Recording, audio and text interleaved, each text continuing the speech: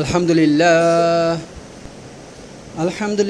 नहमदुहु व नस्तईनुहु व नस्तगफिरुहु व नु'मिनु बिहि व नतवक्कलु अलैहि व नऊज़ु बिल्लाहि मिन शुरुरि अनफुसिना व मिन सय्यिआति अअमालिना मन यहदिहिल्लाहु फला मुदिल्ल लहु व मन युद्लिलहु फला हादिय लहु व अशहदु अन ला इलाहा इल्लल्लाहु वहदहु ला शरीका लहु व अशहदु अन्ना मुहम्मदन अब्दुहु व रसूलुहु अम्मा बाद फ़इन्न खैरल हदीसि किताबुल्लाह व खैरल हदी हदी मुहम्मद सल्लल्लाहु तआला अलैहि वसल्लम व शर्रल उमूरि मुहदसातुहा व कुल्लु मुहदसातिन बिदअह व कुल्लु बिदअतिन दलालह व कुल्लु दलालतिन फिन्नार। सदाकाल्लाहुल अलियुल अज़ीम। আমি আপনাদের সামনে একটা কোরআনের একটা আয়াত যেখানে আল্লাহ বলছে আমিলাতুন নাসিবা তাসলা নারান হামিয়া, অর্থাৎ মানুষ আমল করে করে ক্লান্ত হয়ে যাবে, তারপরও মরার পর তারা সোজা জাহান্নামে প্রবেশ করবে। তো এর তফসির করতে গিয়ে অনেক রকম কথা বলেছি পিছনে। তো আজকে এর অন্তর্ভুক্ত কারা, যারা সারা জীবন ইবাদত করবে, নামাজ পড়বে, রোজা রাখবে, হজ করবে, যাকাত দিবে, তারপরেও তারা মরার পর সোজা জাহান্নামে যাবে। তাদের অন্তর্ভুক্ত হচ্ছে ওই সমস্ত মানুষ যারা হারাম ইনকাম করে, হারাম কামাই করে, ঠিক আছে, তারা এর অন্তর্ভুক্ত। কিসের জন্য বলছি? এই জন্য বলছি, রাসূলুল্লাহ সাল্লাল্লাহু আলাইহি ওয়াসাল্লাম বলছেন, যে ব্যক্তির শরীর হারাম ইনকাম দিয়ে হয়েছে, মানে যার গোশত শরীরের মাংস হারাম উপার্জন দিয়া মানে বেড়েছে, বুঝতে পারছেন তো, তো তার জন্য জাহান্নামের আগুন যথেষ্ট। আল্লাহ রাসূলুল্লাহ বলছেন না, যার শরীরের মাংস হারাম ইনকাম দিয়া বেড়েছে ওর জন্য জাহান্নামের আগুন যথেষ্ট। আবার অন্য এক হাদিসে আল্লাহ রাসূলুল্লাহ বলছেন, যে ব্যক্তি এক লুকমা হারাম খেলো, যে ব্যক্তি এক লুকমা হারাম খেলো 40 দিন পর্যন্ত আল্লাহ তার কোনো ইবাদত কবুল করবে না। এবার কোরআনের মধ্যে আল্লাহ তাআলা বলছেন, যে ব্যক্তি অন্যায়ভাবে মানুষের হক নষ্ট করে, অন্যায়ভাবে বিশেষ করে এতিমের মাল খায়, এতিমের মাল ভক্ষণ করে, তো আল্লাহ তাআলা বলছেন যে সে কি খাচ্ছে? জাহান্নামের আগুন খাচ্ছে সে, এবং তাকে জাহান্নামের আগুনে নিক্ষেপ করা হবে মরার পর।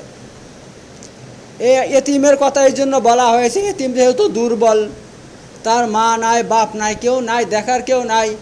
এবার আমি তাকে লালন পালন করছি, হ্যাঁ, তার ধরুন 2 বিঘা জমি আছে কি 5 বিঘা জমি আছে, সব আমি লুটে ফুটে খাচ্ছি, সব লুটে ফুটে আমি খেয়ে নিচ্ছি, আর ওর জন্য কিছু করছি না, ওর কিছু ব্যবস্থা করছি না, ওর মালগুলো আমি খেয়ে নিচ্ছি। তো আল্লাহ কি বলছে, এমন ব্যক্তির জন্য যারা এতিমের মাল লুটে ফুটে খাবে, হ্যাঁ, তারা কি খাচ্ছে? কি খাচ্ছে? বাস্তবে তারা জাহান্নামের আগুন খাচ্ছে, পেটের মধ্যে আগুন ভরছে, এবং তাদেরকে জাহান্নামের আগুনে নিক্ষেপ করা হবে মৃত্যুর পর।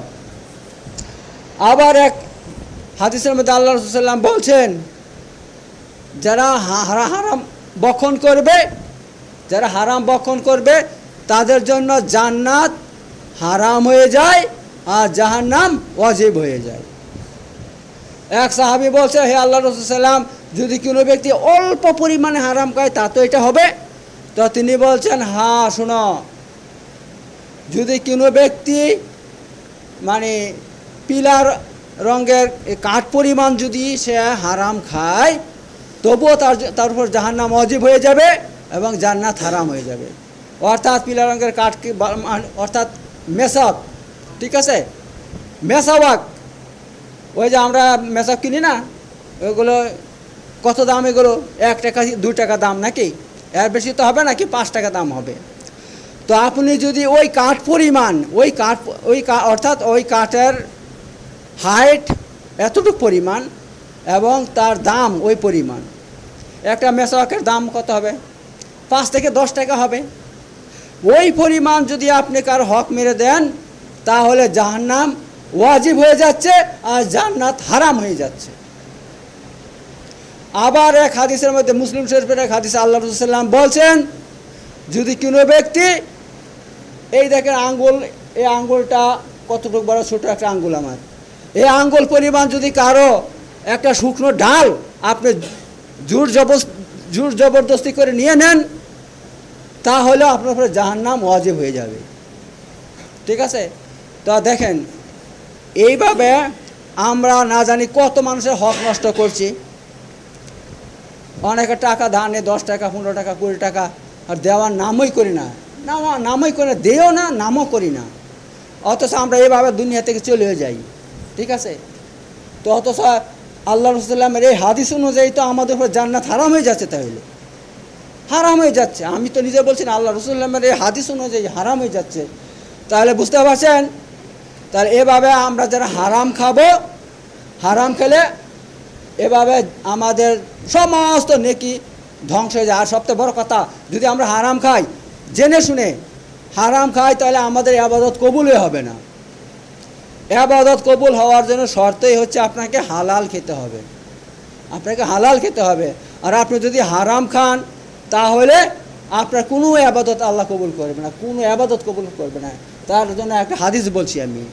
রাসূলুল্লাহ সাল্লাল্লাহু আলাইহি ওয়াসাল্লাম বলছেন, এক ব্যক্তি উস্কো খুস্কো চুল নিয়ে আর জুব্বা পরে সে কী করছে, মক্কাতে এসে কী করছে, এভাবে হাত তুলে, হে আল্লাহ, হে আল্লাহ, হে আল্লাহ আমার এই করো, হে আল্লাহ আমার সেই করো, তেই করো, এইভাবে সে আল্লাহর কাছে দোয়া করছে।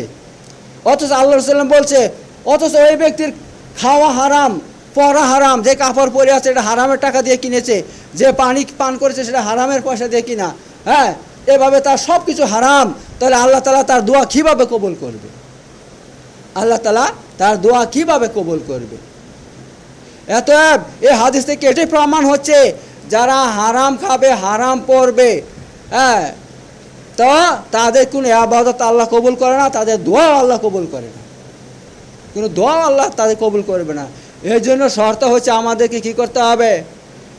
হালাল খেতে হবে ভাই, হারাম একদম খাওয়া যাবে না, হারাম থেকে আমাদেরকে দূরে থাকতে হবে।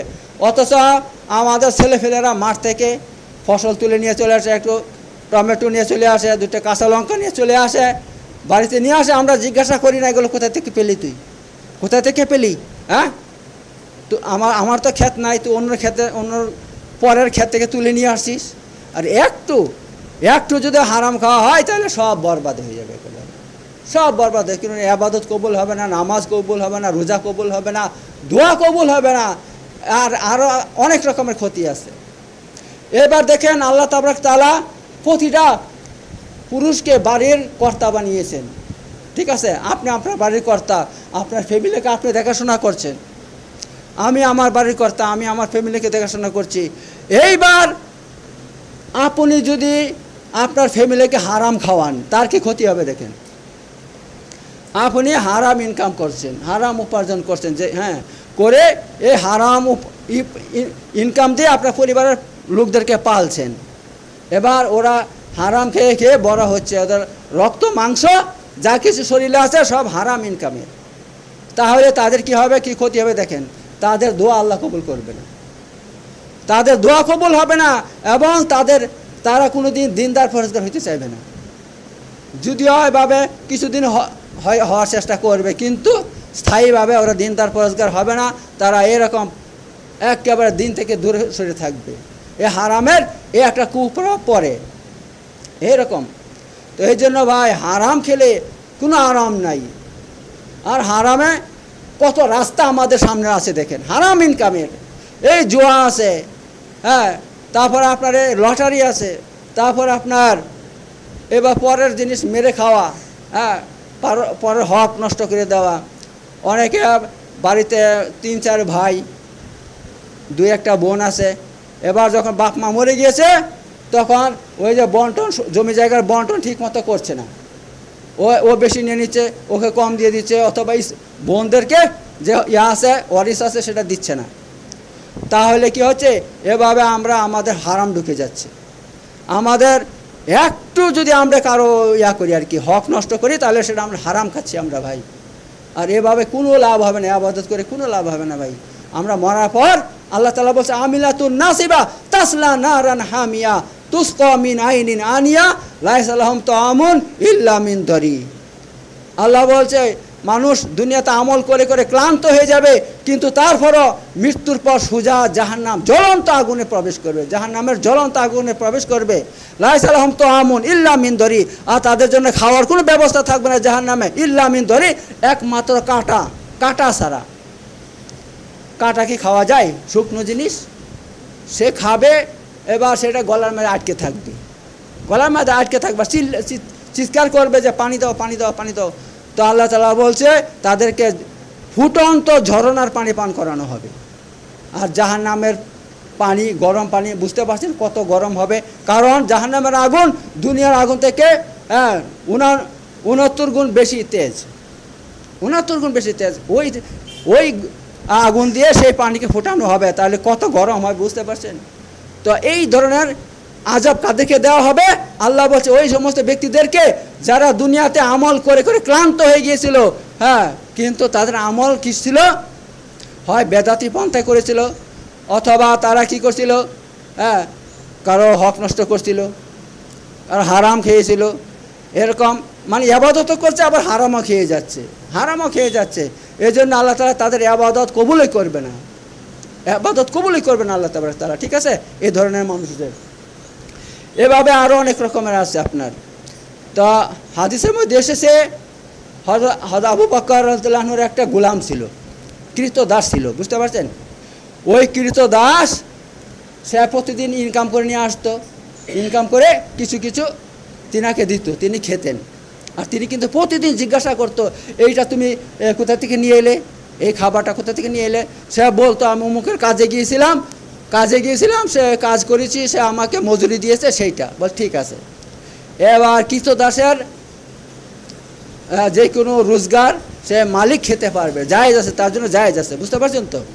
সেই জন্য আবু বকর রাদিয়াল্লাহু আনহু কী করতেন, তার কাছ থেকে খেতেন। একদিন কি করলো, ওই কৃতদাস কিছু খেজুর নিয়ে আসছে, বুঝলেন, কিছু খেজুর নিয়ে আসছে। এবার তিনি এতই ভুক লাগিছে, আরে কিছু আছে না, কি বলছে, হ্যাঁ খেজুর আছে, আরে নিয়ে আয়, ভুকে মরে যাচ্ছি, তার স্যার নিয়ে আয়। যখন কাছে এনে রেখে দিছে, একটা খেজুর নিয়ে মুখে দিয়েছে, দিয়ে খেয়ে নিল। খেয়ে দ্বিতীয় খেজুরটা যখন হাত দিবে, তখন সে বলছে আচ্ছা আপনি জিজ্ঞাসা করলেন না আমি এগুলো কোথায় থেকে নিয়ে আসছি, কোথায় থেকে নিয়ে আসছিস? বলছে এক ব্যক্তি তার স্ত্রীকে নিয়ে হেঁটে হেঁটে যাচ্ছে, 2 মাস আগের ঘটনা। তার স্ত্রীকে নিয়ে যাচ্ছে, আমি দেখতে পাচ্ছি তার স্ত্রীর পেটে বাচ্চা আছে। তো আমি মজাকে বলে দিয়েছি, ইয়ারকি মেরে বলি, যাকে আমরা বলি ইয়ারকি মেরে বলে দেওয়া। কি বলে দিয়েছি, আরে কিরে ভাবির পেটে সন্তান আছে না কিরে? বলছে হ্যাঁ সন্তান আছে। জানিস কি হবে? বলছে কি হবে? ছেলে সন্তান হবে। আরে তুই কি করে বললি? তুই জানিস, তুই কি নাকি নে, গায়েবের কথা তো আল্লাহ জানে, তুই কী করে জানলি? আরে আমি বলছি, তুই দেখ, আমি এই ব্যাপার আমার বিরাট আমার অভিজ্ঞতা আছে, আমি যা বলি সেটাই হয়, জানিস? তুই কী মনে করছিস আমাকে? বলে দিয়েছে, মানে খুব দিয়ে মজবুতভাবে বলে দিয়েছে। আর ওর একটা বিশ্বাস হয়ে গেছে, ও এমন করে বলেছে, তাহলে নিশ্চয়ই তাহলে ছেলে সন্তানে হইতে পারে। এইবার দেখেন, দুটার একটা তো হইতে হবে, হয় ছেলে না হলে মেয়ে। এইবার ভাগ্যক্রমে ছেলেই হয়েছে। এবার যখন ছেলে হয়ে গেছে, সে ওরে বাবার ওর কথা তো ঠিক হয়ে গেছে, তাহলে তো ওকে কিছু দিতে হয়। ওই সূত্রে কী করলো, বলছে ভাই তুমি যখন বলছো ছেলে হবে, তো ছেলেই হয়েছে ভাই, এ লাও 1 কেজির খেজুর নিয়ে যাও। তো আপনাকে যে দিলাম, ওই আমি মানে জ্যোতিষী করেছিলাম, জ্যোতিষী ভাগ্য গণনা করছিলাম, ভাগ্যের কথা বলে দিয়েছিলাম। তো ওই খেজুরটা তিনি বলছে আর সর্বনাশ, তুই তো আমাকে ধ্বংস করে দিয়েছিস। আরে তুই তো আমাকে ধ্বংস করে দিয়েছিস। এভাবে ভবিষ্যৎবাণী করা, এটা তো একবারে সেরেক, একেবারে, কারণ ভবিষ্যতের কথা আল্লাহ ছাড়া কেউ জানে না। আর ও হেসে বলছে আমি তো মজাক করে বলছি, আমি কি সত্যি আমি কি জ্যোতিষী নাকি? আমি বলছি তোর ছেলে হবে, আমি মজাক করে বলছি, তাই হয়ে গেছে। এখন সে বিশ্বাস করে আমাকে দিয়েছে। বলছে তখন তিনি কী করলো, ওই একটা খেজুর খেয়েছে, এত ভুকে, সারাদিন এত ভুক দিয়ে ওই আঙ্গুল দিয়ে তিনি অনেক কষ্ট করে সেই খেজুরটা খেয়েছে, ওটা বের করে ফেলে দিয়েছে, বের করে ফেলে দিয়েছে। বলছে সর্বনাশ, যদি আমার জানও চলে যেত তবু আমি এই খেজুরকে পেট থেকে যেভাবে হোক বের করতাম, কারণ হারাম যারা খাবে তাদের 40 দিনকার ইবাদত নষ্ট হয়ে যায়, আর তাদের রক্ত ওই যদি তৈরি হয় ওই হারাম দিয়ে, তাহলে জাহান্নাম ওয়াজিব হয়ে যায়, জাহান্নাম ওয়াজিব হয়ে যায়। তো দেখেন কিরকম অবস্থা, সাহাবারা কত ভয় করতো হারামকে। উমর রাদিয়াল্লাহু একই ঘটনা, তিনাকেও কি এরকমভাবে, তিনাকেও কেউ এরকমভাবে সদকার উটের দুধ পান করিয়ে দিয়েছিল।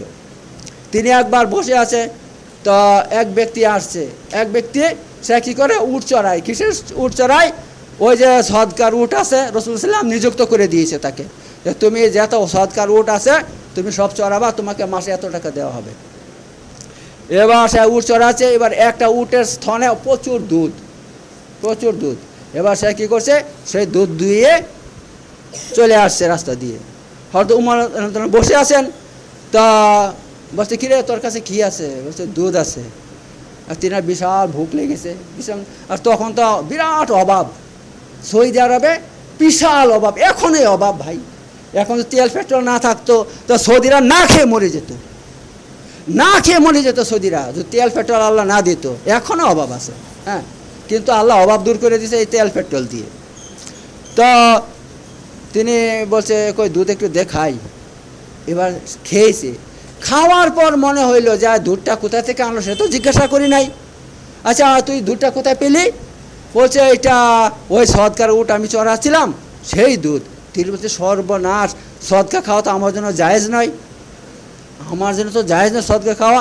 তো তিনি কী করলেন, এই আঙ্গুলটা মুখে দিয়ে অনেক কষ্ট করে বমি করে সব দুধ বের করে দিলেন। তো দেখতে পাচ্ছেন সাহাবারা কত পরহেজগার ছিল, কত বড় আল্লাহকে ভয় করতো, তারা হারাম খেত না, হারাম থেকে দূরে থাকতো। আর বর্তমানে আমরা কি করছি, যেভাবে হোক আমাদের টাকা দরকার, পয়সা দরকার, যেভাবে হোক আমাদের একটা ভালো সুন্দর বাড়ি করতে হবে, স্ট্যাটাস থাকতে হবে আমাদেরকে, তাতে ইনকাম হারামের হোক কেন তাতে কোনো অসুবিধা নেই। এভাবে আমরা টাকা হইলে হয়, খালি টাকা কীভাবে আসবে তা জানি না, এভাবে আমরা বিভিন্ন রকমের হারাম পথে কি করছি, আমরা ইনকাম করছি, করে আমাদের এই স্ট্যাটাস দেখাচ্ছি মানুষদেরকে, দেখো আমি কত স্ট্যাটাসটে, ঠিক আছে। তো হারামের কোনো শেষ নাই, হারাম অনেক রকমের, সুদ আছে, সুদ খাওয়া হারাম আছে, ঘুষ খাওয়া হারাম আছে। এবার ঘুষ খাওয়া যে হারাম আছে সেটা কীরকম, আপনি কাউকে উপকার করলেন, বিনিময়ে সে আপনাকে কী করলো, টাকা দিল, বা আপনি বললেন ভাই আমি তোমার এই কাজটা করে দিয়েছি, তো তুমি আমাকে ওই দেখো আমি হোটেলে খেলাম, আমার বিলটা দিয়ে দাও, সেটাও সৌদে হয়ে যাবে। অথবা তোমার আমি উপকার করলাম, তো তুমি আমার এই কাজ বারবার, আপনার কাছে একটা উপকার সে আপনার করেছে, ঠিক আছে, একটা উপকার করছে, আর সে বারবার আপনার কাছে ফায়দা নিচ্ছে বারবার, যেটা আমার সঙ্গে হয়, বুঝতে পারছেন তো। কেউ একটু উপকার করলো আর সে বারবার আমার কাছে এসে বলবে এই ওষুধটা দেন, এটা দেন, সেটা ফ্রিতে নিয়ে যাবে, বারবার ফ্রিতে নিয়ে যাবে ভাই, বা এটা সুদের মধ্যে পড়ে যাবে, ঘুষের মধ্যে পড়ে যাবে ভাই। আর রাসূলুল্লাহ সাল্লাল্লাহু আলাইহি ওয়াসাল্লাম বলছে ঘুষ যে ব্যক্তি দিবে সেও জাহান্নামী, আর যে নিবে সেও জাহান্নামী, দুইজনে জাহান্নামী। এই জন্য আমি আর দেই না, সে বারবার চাই, আমি কিন্তু দেওয়া বন্ধ করছি, ভাই আমি দিতে পারবো না তোমাকে, তুমি নিজেও জাহান্নামে যাবা আর আমাকেও নিয়ে যাবা, আমাকে যেতে হবে জাহান্নামে। এবার দেখেন ঘুষ আপনার 1 টাকা যদি দেন সেটা ঘুষের মধ্যে হয়ে যাবে, 1 টাকা দিলেও সেটা ঘুষের মধ্যে পড়ে যাবে। এবার ঘুষের কিছু মশলা বলে দিই, যারা চাকরি করবে ঘুষের মাধ্যমে, ঘুষ টাকা দিয়ে মানে চাকরি নেবে, এবার দেখুন যদি তার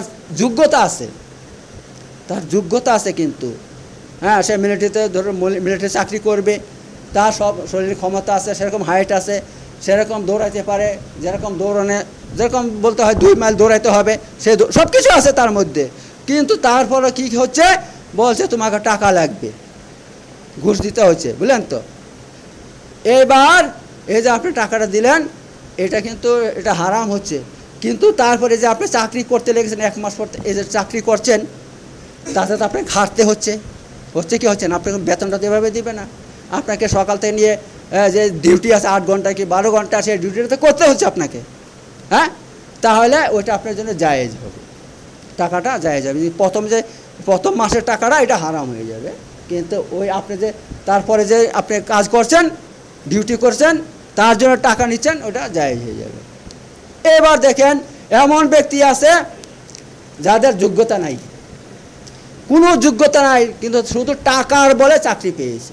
যেরকমভাবে আপনার আমি দেখছি ভাই ফেসবুকের মধ্যে কিছু মেয়েদেরকে চাকরি দিয়েছে, স্কুলের টিচার বানিয়ে দিয়েছে। আল্লাহ আল্লাহ আল্লাহ আল্লাহ, আর এত ভুল পড়াচ্ছে ভাই, কি বলবো ভাই, এত ভুল পড়াচ্ছে, বানান নিজেই করতে পারছে না। সে শব্দ একটা হবে, সে অন্যটা বলে দিচ্ছে, ইংরাজির কথা বলছি, হ্যাঁ, শব্দ যেটা হবে, যেরকম থার্সডে ফার্স্টডে যাই হোক এরকম শব্দ আছে, সেগুলো অন্যরকম বলে দিচ্ছে। তো এই সমস্ত যে ইয়াগুলো শিক্ষকগুলো, তারা যদি এভাবে এই বাচ্চাদেরকে পড়ায়, তাহলে ওই বাচ্চাগুলো কি হবে, ওদের কি হবে বলেন তো? কি সে নিজে করতে পারে না, সে নিজে বানান করতে পারে না, হ্যাঁ, সে ওই ছেলেদেরকে কি বানান করাবে, সে ছেলেদেরকে কি শিক্ষা দিবে? হ্যাঁ, এই ধরনের যারা চাকরি নেবে ঘুষ দিয়ে, তাদের সমস্ত ইনকাম হারাম, এবং সারা জীবন হারাম খাচ্ছে, তারা সারা জীবন হারাম খাচ্ছে। তার কোনো যোগ্যতা নাই, কোনো যোগ্যতা নাই, সে শুধু টাকা দিছে বলে চাকরিটা হয়েছে তার। আর স্কুলে যাচ্ছে, পড়াচ্ছে না ঠিক মতো, বা পড়ালে ভুলভাল পড়িয়ে দিচ্ছে, আর মাসে মাসে বেতন নিচ্ছে, বাস আয়েশ করছে, আরাম করছে। তো এই ধরনের মানুষ, এই সমস্ত ঘুষের টাকা দিয়ে যারা নেবে, চাকরি নেবে, তাদের সমস্ত ইনকাম হারাম হয়ে যাবে, ঠিক আছে? তো এই ব্যাপার, তো সব সার কথা হচ্ছে এই, যারা হারাম খাবে তাদের দুনিয়া নাই আখেরাত নেই, দুনিয়া নেই আখেরাত নেই। কেন? হারাম খেলে কোনো ইবাদত কবুলে হয় না। এর জন্য আমাদেরকে হালাল খেতে হবে ভাই, হালাল খেতে হবে, আর হালাল মোতাবেক আমাদেরকে চলতে হবে। এ দুনিয়ার জীবন ভাই 2 দিনকার, আমাদেরকে মরতে হবে।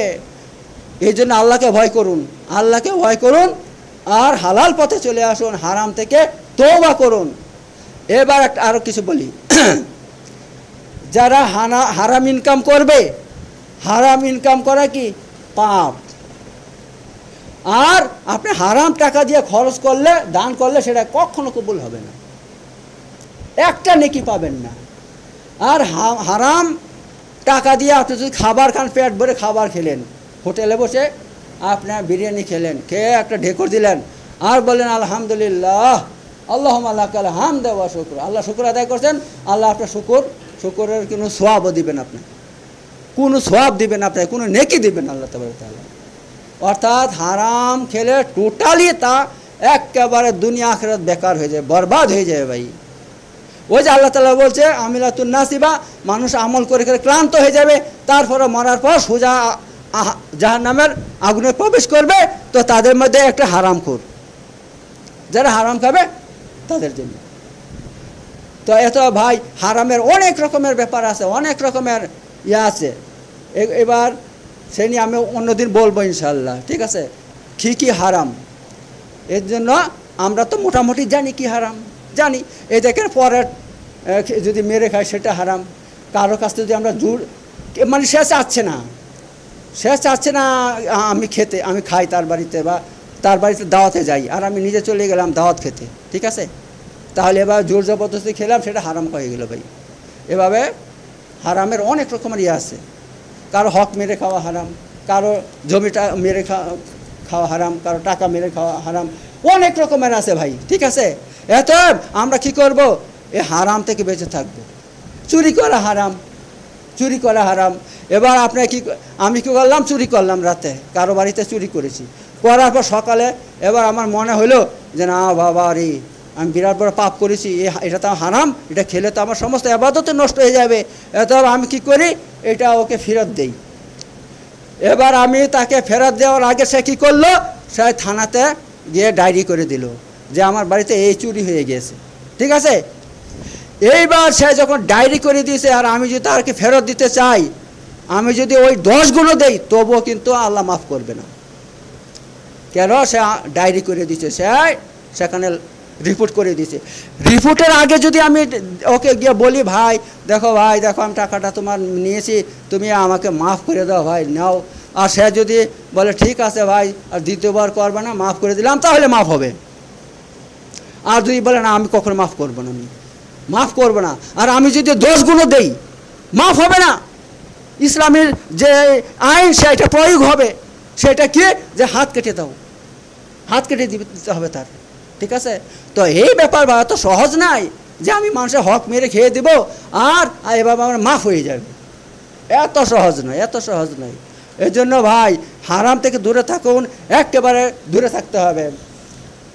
আপনি সারাদিনে একবার ডাল রুটি খান, একবার খান, দুবার খান, এত পেট ভরে খাওয়ার দরকার, এত ভালো মন্দ খাওয়ার দরকার নাই। আপনি হালাল দিয়ে অল্প খান, তাতে আপনার শরীরের মধ্যে নূর তৈরি হবে, অন্তরে নূর তৈরি হবে, আর যে ইবাদত করবেন সেটা নূরানি হয়ে যাবে, আল্লাহর কাছে প্রিয় হবে, আর আল্লাহর কাছে আপনি প্রিয় হয়ে যাবেন। আল্লাহ আপনাকে ভালোবাসবে, হালাল খেলে আল্লাহ আপনাকে ভালোবাসবে, আপনার প্রতিটা কথার দাম দেবে আল্লাহ তাআলা। আপনি যা পড়বেন সেটা আল্লাহ কবুল করবে। আপনি যা খাবেন খেয়ে শুকর আদায় করবেন, আল্লাহ আপনার শুকর আদায় করলে আপনার নিয়ামতকে আরও বাড়িয়ে দিবে, আল্লাহ তাআলা আরও বাড়িয়ে দিবে। কিন্তু তার জন্য শর্ত হালাল খেতে হবে, হারাম নয়, ঠিক আছে? এইগুলো আমাদেরকে রাখতে হবে, খেয়াল রাখতে হবে। কারণ বর্তমানে মানুষ অধিকাংশ হারাম পথে চলছে ভাই। তাদের যেভাবে হোক টাকা পয়সা দরকার, যেভাবে মানুষকে মেরে হোক ধরে হোক, হ্যাঁ যেভাবে হোক, কিন্তু না, খবরদার, যদি আখেরাত চান তাহলে এভাবে বড়লোক হওয়ার দরকার নাই। আর বর্তমানে যাদের কোটি কোটি টাকা আছে, হ্যাঁ অনেক ব্যাংক ব্যালেন্স আছে, আর যাদের অনেক বছরে 2 বিঘা 2.5 বিঘা জমি কিনছে, আল্লাহর কসম বলছি তারা কখনো জায়েজ পথে ইনকাম করছে না, তাদের হারাম পথে ইনকাম করছে, তারা হারাম পথে ইনকাম। কারণ যারা হালাল পথে ইনকাম করবে তারা কখনো এত বাড়তে পারবে না, হু করে বাড়বে না। আপনি দেখেন গিয়ে যাচাই করে, তাদের ইনকাম হারাম পথে। আর আল্লাহ তাআলা কুরআন বলছে ওয়াইলুল লিল মুতাফফিফিন, হ্যাঁ ধ্বংস ওই সমস্ত ব্যক্তিদের জন্য যারা কি করে, নেওয়া সময় বেশি নেয় আর দেওয়া সময় কম দেয়। আল্লাযিনা ইযা ইক্তালু আলান নাস ইয়াস্তাউফুন, যখন মানুষের কাছে ওজন করে নেয় তখন কি করে, ইয়াস্তাউফুন, বেশি বেশি করে নেয়। ওয়া ইযা ইক্তালু আলান, আর কি বলছেন তারপরে, ওয়াইলুল লিল মুতাফফিফিন আল্লাযিনা ইযা ইক্তালু আলান নাস ইয়াস্তাউফুন ওয়া ইযা কালুহুম আও ওয়াজানুহুম ইকসিরুন, আর যখন মানুষকে দেয় তখন কম দেয়, মানুষকে যখন দেয় কম দেয় আর নেওয়ার সময় বেশি নেয়। এই গুণ যাদের মধ্যে থাকবে, আল্লাহ বলছে ওয়াইলুন, তাদের জন্য জাহান্নামের অয়েল জায়গা রয়েছে, তাদের জন্য জাহান্নামের মধ্যে একটা জায়গা আছে, তার নাম হচ্ছে অয়েল। আর সেই জায়গা থেকে স্বয়ং জাহান্নাম প্রতিদিন কয়েকশো বার আশ্রয় চায় আল্লাহর কাছে। কেন? ওই জায়গার আগুন এত উত্তাপ, এত তেজ, এতই তেজ, জাহান্নামের অন্য আগুনকে যদি ওখানে দেওয়া হয়, ওই আগুনকে খেয়ে ফেলবে, এত তেজ। এই জন্য জাহান্নামের আগুন, হ্যাঁ আল্লাহ তাআলা ওদেরকে অনুভূতি দিয়েছে, জাহান্নামের আগুনের কি আছে, অনুভূতি আছে। এই জন্য সেই আগুন থেকে আশ্রয় কামনা করে আল্লাহর কাছে কয়েকশো বার। আর আল্লাহ বলছে আমি ওই আগুনের মধ্যে কাদেরকে ফেলাবো, ওই সমস্ত ব্যক্তিদেরকে যারা মানুষের কাছে নেয় বেশি বেশি করে আর দেওয়ার সময় কম দেয়, মাপে কম দেয়। এবার দেখেন এইটা কাদের মধ্যে নাই, যারা ব্যবসা করে, অধিকাংশ মানুষ এই 2 নম্বরিতে লিপ্ত, নেওয়ার সময় বেশি দেয়, অথবা অন্যভাবে তারা কি করে, মানুষকে ঠগায়। যারা ব্যবসা করছে, হ্যাঁ 2 নম্বরই মেলাউট মাল নিয়ে চলে আসছে, কমা মাল নিয়ে আসে, সে মালটা বেশি দামে মানুষকে দেয়, আর যেটা ভালো মাল, হ্যাঁ তা এরকম অবস্থা। তো আপনি যেভাবেই হারাম খান, হারামের অসংখ্য রাস্তা আছে, হারাম খাওয়ার অসংখ্য রাস্তা আছে। আপনি যেভাবেই খান, হারাম খেলে আপনার দুনিয়া যাবে, আখিরাতে যাবে, এবং তা আপনার জাহান্নামে একদম ফরজ হয়ে যাবে একেবারে হারাম খেলে। এটা আমি প্রথম হাদিসে বললাম, আল্লাহ রাসূল কি বলছে, যে ব্যক্তির শরীর হারাম দিয়ে গঠিত হয়েছে তার জন্য জাহান্নামের আগুনই যথেষ্ট। এত ভাই আল্লাহকে ভয় করুন, এ হারাম থেকে ফিরে আসুন। হ্যাঁ, আর এবার অনেকে হারামের মারফতে অনেক কিছু করে ফেলছে, বাড়ি গাড়ি অনেক কিছু করে ফেলছে। হ্যাঁ, দুনিয়াতে আছে না এরকম মানুষ? আছে। এই শিল্পপতি যারা দেখতে পাচ্ছেন, যারা ভারতের মধ্যে শিল্পপতি আছে, সব হারাম এদের ইনকাম। কি করে জানেন? ওরা কিনবে 9 টাকা দিয়ে, আর সেটা 200 টাকা বিক্রি করে। এরকম আছে ওদের কাছে, এরকম অবস্থা। এভাবে মানুষকে ঠগায়, এভাবে বড়লোক হচ্ছে। অতএব আল্লাহ তাবারক তাআলা আমাদের সবাইকে এই হারামের ইনকাম থেকে বাঁচার তৌফিক দান করুক, আর একমাত্র হালালের উপরে টিকে থাকার তৌফিক দান করুক। বারাকাল্লাহু ফিকুল আযীম ওয়া নাফা'না বিকুম বিযিকরিল হাকীম ইন্নাহু তাআলা জাওয়াদুন কারীমুন মালিকুন বাররুর রাউফুর রহিম।